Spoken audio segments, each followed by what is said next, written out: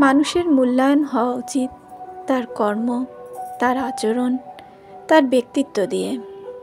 আপনি যতই show off করুন, আপনার ব্যক্তিত্বই বলে দিবে আপনি মানুষ হিসেবে কেমন। আসসালামু আলাইকুম বন্ধুরা, আজ আমি আমার বাসায় পোষা বিড়ালগুলো নিয়ে কথা বলবো।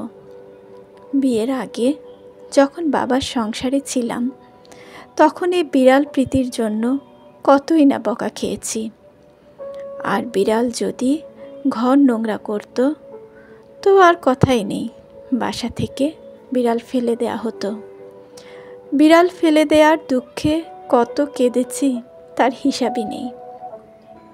বিয়ের পর নিজের সংসারে যখনই সুযোগ হয়েছে বিড়াল পুষেছি। বর্তমানে আমার বাসায় এখন 2টো বিড়াল ছানা। এই বিড়াল ছানা দুটো যখন 1 মাস বয়সের, তখন আমি ওদের একটা ফেসবুক পেজের মাধ্যমে অ্যাডপ্ট করি। বিড়াল ছানা দুটো এত বেশি কিউট যে আমি ওদের নাম রাখি রাজপুত্র এবং রাজকন্যা। ওরা আসলেই রাজপুত্র এবং রাজকন্যার মতো সুন্দর। আমার মেয়েরাও বিড়াল ভীষণ ভালোবাসে। অফিস শেষে বাসায় ফিরেই আগে ওদের লিটার বক্স পরিষ্কার করি, তারপর ওদের খেতে দেই। এটা আমার ডেইলি রুটিন।